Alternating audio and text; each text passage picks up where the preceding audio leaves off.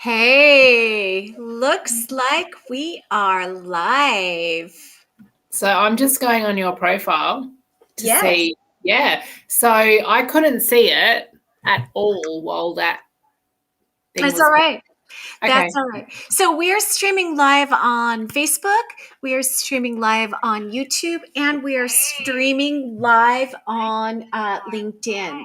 So I am here with Sarah Beal, and I'm curious to anybody who's watching if you think that the title of our conversation is a little provocative. How to love our children when they're not compliant. So tell me, Sarah, you came up with this title. This is my favorite topic. Yeah, what did you have in mind? I mean, I know what you have in mind, but you know, you and I work with teens, and you and I work together with parents to help parents really cut through some of these agendas or preconceived notions of what parenting should be. And in the past, we've spoken about, the peaceful parenting and conscious parenting, and how all of these different modalities tends to have an agenda behind it. And this is Yeah. agenda free. So let's talk about non compliant children. What does that look like, and how do we love them?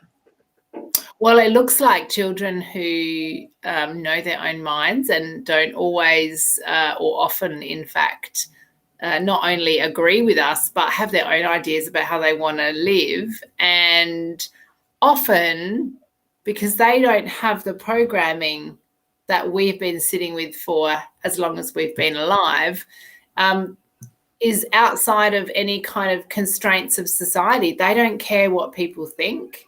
They don't have any ideas about what's socially acceptable or not. They're just themselves.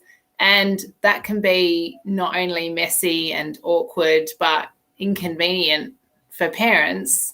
What I noticed after spending some years attachment parenting, conscious parenting, natural parenting, gentle parenting, all of that, was that all of those philosophies are wonderful, and I still use those practices.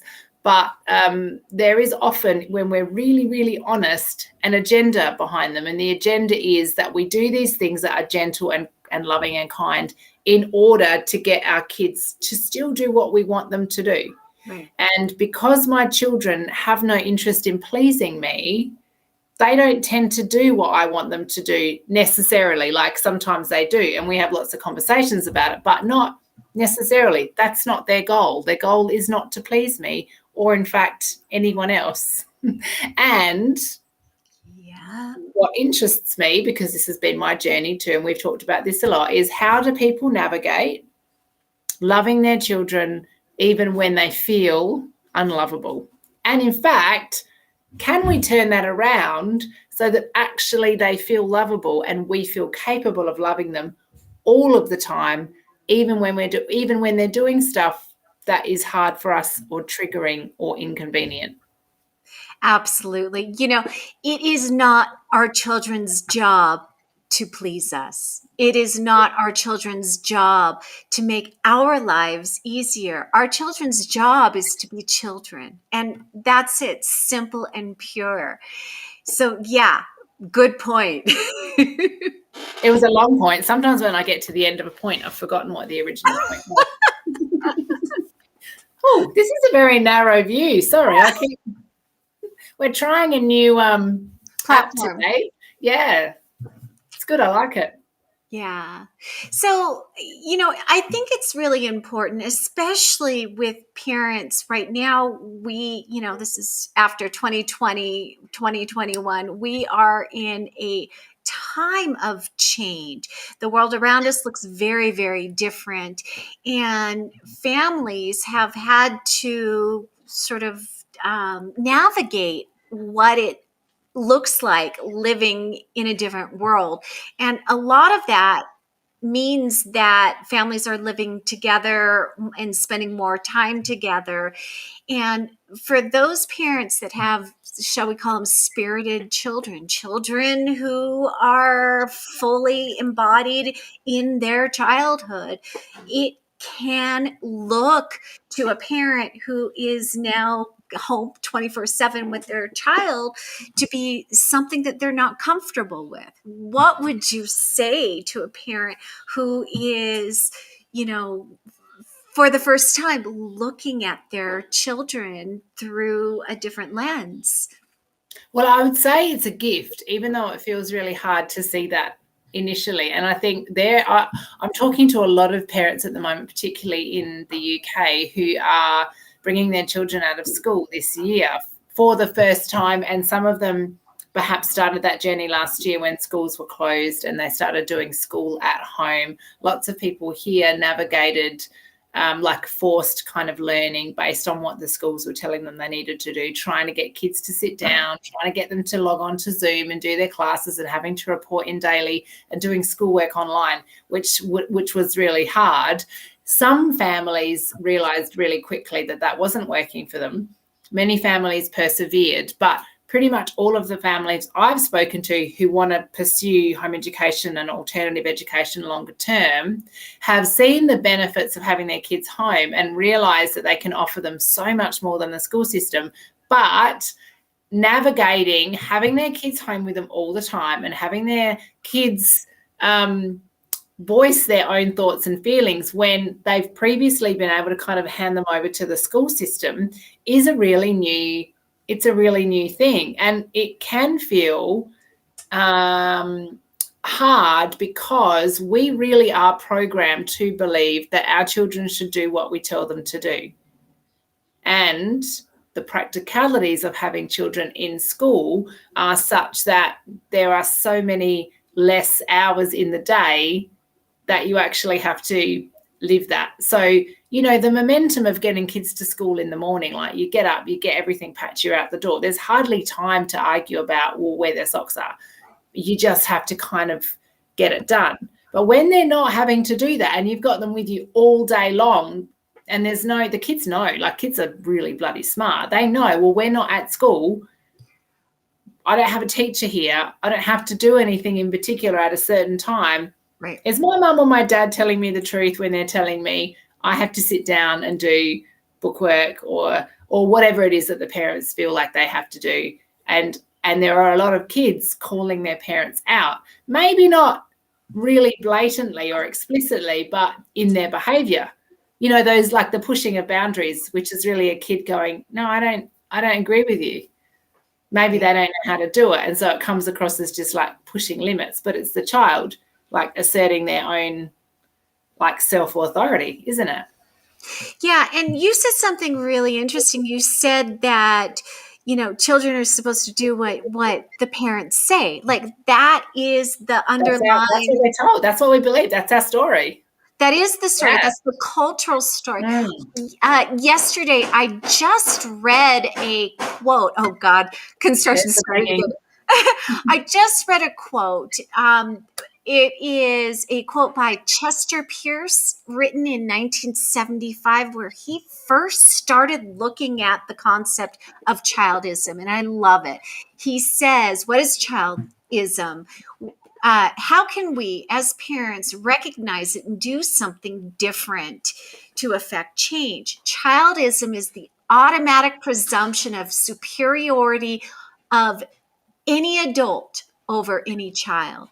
And I think culturally, we just buy into this, right? Yeah. It's just understood that we're the parent, we know best. Therefore, if I'm uncomfortable because you're spirited today and you're making noise, then, it's my right as an adult to say quiet down or do this or whatever, right? Yeah. And childism actually, by practicing childism, we have the expectation that children will automatically conform to adults, the parents' timetable and expectations. And that's bullshit. Like it's just pure bullshit. It is. I mean, it's really it's a made up story. And of course, when you look at all of our systems, including our economic system, our political system, our system of governance, everything. It's all based on a hierarchy. And without a hierarchy, it will crumble. And so that hierarchy really starts in childhood when you defer to somebody that you perceive to be superior. And in the parent-child dynamic, it's the parent. Yeah. And of course, as you get older, it's your boss or a government official or a counsellor or a policeman or a whatever. It's someone that you perceive, anyone that you perceive to be in authority. So not only is childism programmed into us as children so we know how to be compliant to a parent, but it continues. Like, it's bigger than just childism, isn't it? Oh, it is. It is.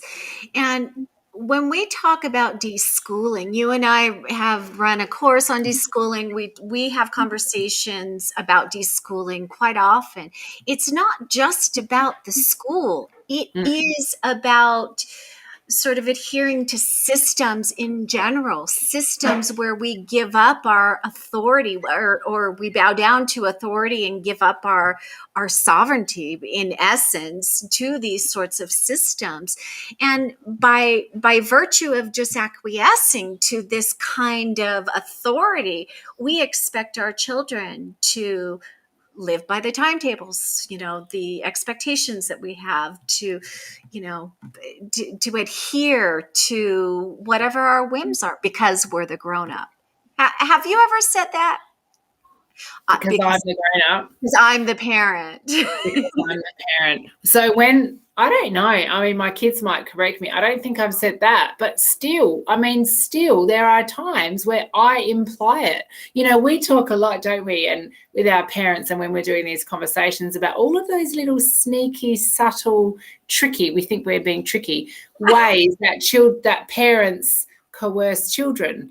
And it's that stuff. It's the, like, I'm the parent because I said so, and even trickier, just little subtle things that we say to undermine our child's authority, because they know they know that they've got autonomy, but we kind of trick them out of their authority, don't we? And what I think is when we're children, and most of us, if we're honest, have been parented in that way. We have had people assert their authority over us as children. And so we grow up not feeling the weight of our own autonomy, handing over our sovereignty to other people. And so by the time we're grown-ups, we've got those wounds. And one way of keeping the pain pushed down, the pain of those wounds pushed down, is to assert our authority over other people. Whether we do that as parents, whether we do that as the boss of an organisation, whether we do that as a member of parliament or any other official or person of power in society, those wounds of not being heard and not being able to sit in our own autonomy as children are so painful. The only way we can keep them in check is to put ourselves over other people. Yeah. You know we were going to go here. Did you know we were going to go here? I had no clue. You and I never know what we're going to talk about.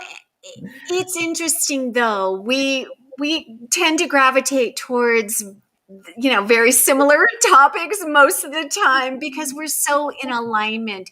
And it's also why we named the project that we named Partnership Parenting Movement, because it's got to be a movement. It's got to be about recognizing these ways that we are practicing another ism, right? It's an ism, and it's not in partnership. So I'm going to just put up real fast here. Sarah and I are hosting, we're hosting two courses coming up. One of them starts next week. It's on deschooling, and it's not just about deschooling the mind around the system of education, but it is that. But in addition to that, it's about looking at all of these sort of isms that are part of our everyday being in family. We're talking about creating tools to be in partnership and having tools to be able to de-school our own thoughts around these sorts of topics. So if you find that you're starting to struggle, and even if you were somehow aligned with conscious parenting or some of these other peaceful parenting modalities, you still have to look at whether or not these modalities are trying to get you in a peaceful way to manipulate your child. You're not being in partnership. So the tools that we help or that we provide, I'm going to have to go off, mute myself in a second, but the tools that we provide are really to cut through a lot of these blind spots and come to a place where we're being really honest about how we're treating ourselves and creating our family culture and treating our children. And it's about being accountable. Yeah, absolutely. A large part of what Lainey and I do actually is working with parents to get really, really super honest and with ourselves about where our programming plays into these manipulations and coercions that we practice on our children that undermines the relationship. And so where we're really passionate about being in partnership with our kids is to disrupt really and dismantle this idea that parents have to be in charge and in control, and always being open to the possibilities and the invitation really to be beside our children rather than putting our agenda over the top of theirs, and also not taking responsibility, because this is typical in a parent-child relationship, for our own issues around control, our own triggers, and making those things our child's problem. And so really what we work on in all of our programs is giving you tools to unpack your own shit, really, so that you don't weigh down your children with it. And that doesn't mean you can't be open with them. And in fact, we encourage you to be really open with your children. But the cornerstone of it all is radical honesty and responsibility, self-responsibility, so that we can walk alongside our children and not put our own stuff on them, so that they can grow up, I guess, unfettered by the kind of wounds and trauma that we tend to walk around with, which is often the result of disorganized attachment and lack of connection when we were growing up. Absolutely. So to find out more about our programs, please go to the link that you see below, partnershipparent.com. And if you have any questions for us, please do either put them in the chat here on Facebook, LinkedIn, or YouTube, or send us a message. You can also find us on Facebook. We have a Facebook community group where we're sometimes, or oftentimes workshopping some of these big ideas. So yeah, thanks, Sarah. Thanks for popping in here. And this is an experiment to see if this platform works for us. So thank you, everybody.